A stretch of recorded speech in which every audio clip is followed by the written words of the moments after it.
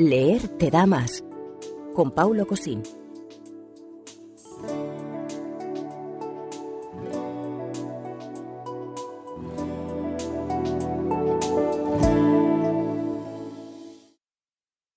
Estuvieron semanas planeando capturar, asesinar y robar al lechero del barrio.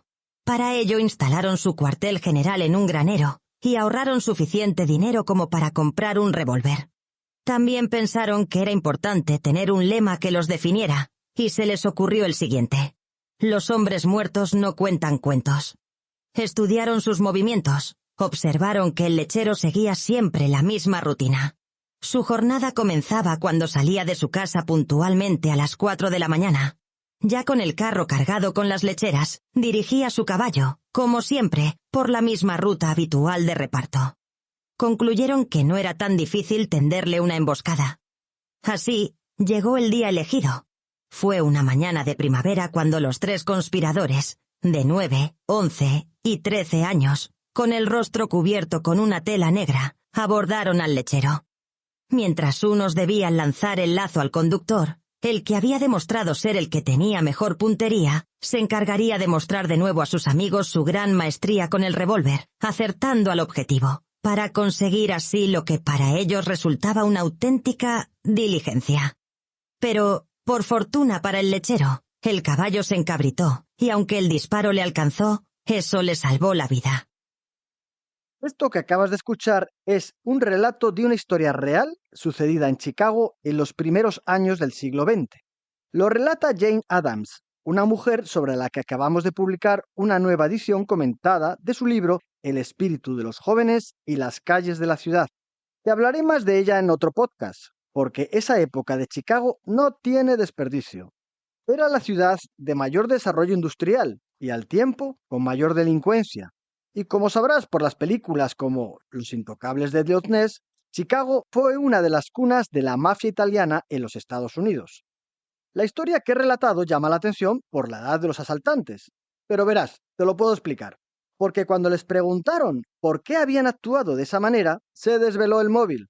Resulta que esos chavales habían estado viendo una película de aventuras que incluían el asalto de unos bandoleros a una diligencia y la captura al lazo del conductor. Vamos, que estaban jugando a vivir esa aventura que habían visto. Para situar el contexto, escucha estos 2 relatos breves de esa época. Nos los cuenta también Jane Addams en su libro.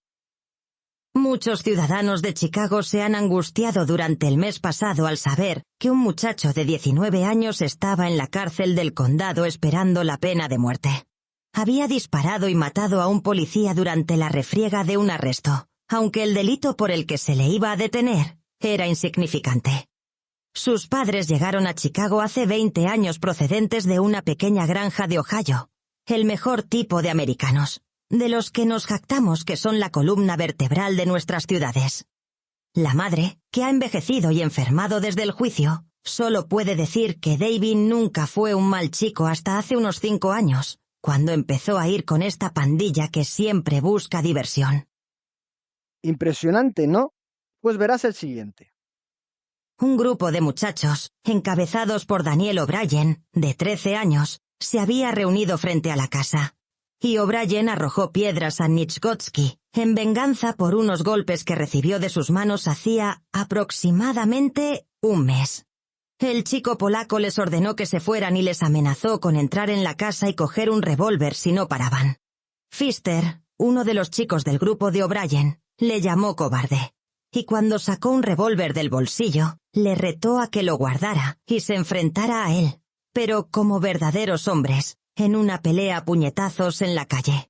En lugar de aceptar el reto, Niczgodzki apuntó con su revólver a Pfister y le disparó. La bala le atravesó la parte superior de la cabeza y entró en el cerebro. Fue trasladado de urgencia al hospital Alexian Brothers, pero murió poco después de ser recibido allí. Nieczgodzki fue detenido y encarcelado sin fianza. Bueno, menudo ambiente se respiraba en Chicago en esa época, ¿verdad? ¿No te ha llamado la atención eso de que los chavales hubieran visto una peli en 1915? Se trataba de cine mudo, el que se hacía entre los años 1888 y 1929.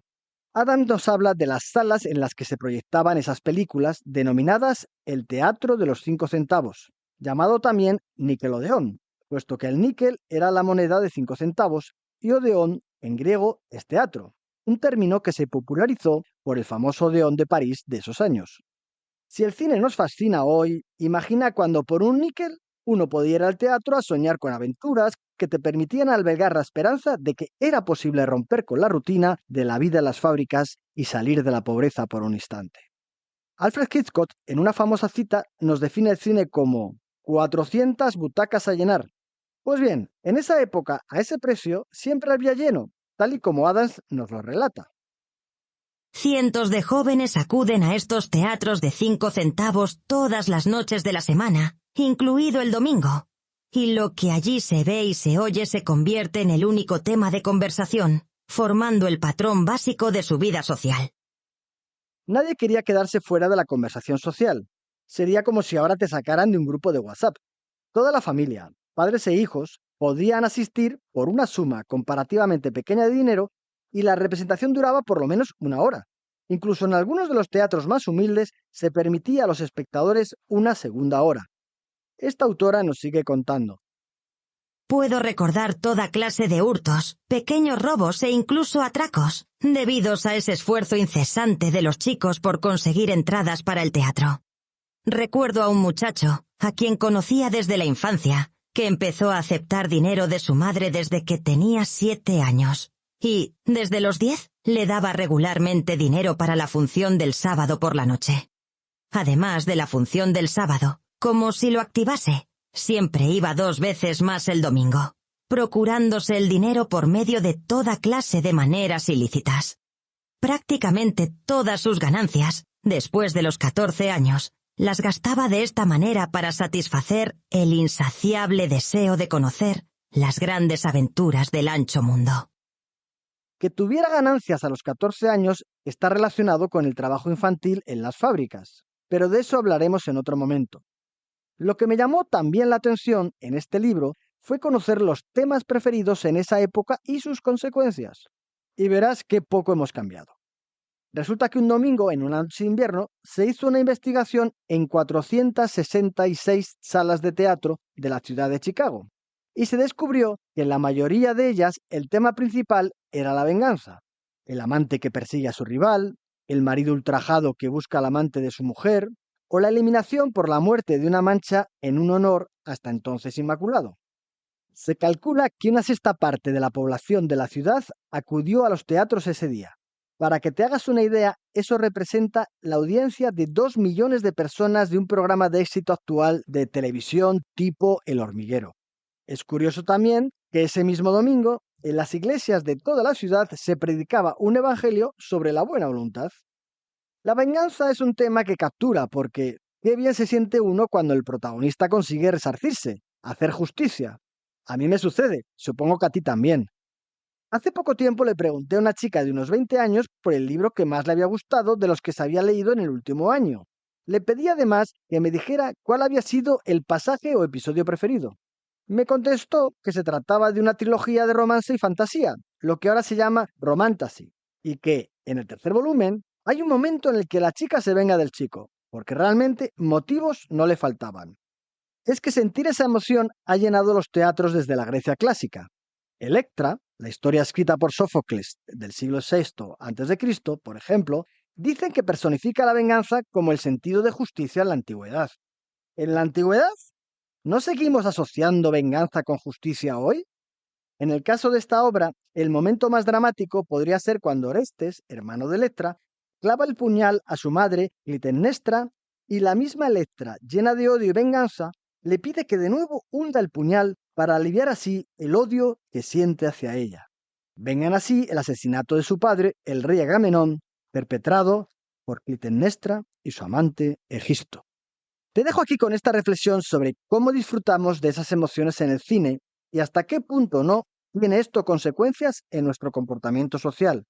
Esos jóvenes de Chicago no tuvieron la fortuna de poder leer, ni nadie les dijo lo que ahora te pregunto. Dime si estás o no de acuerdo en que leer te da más.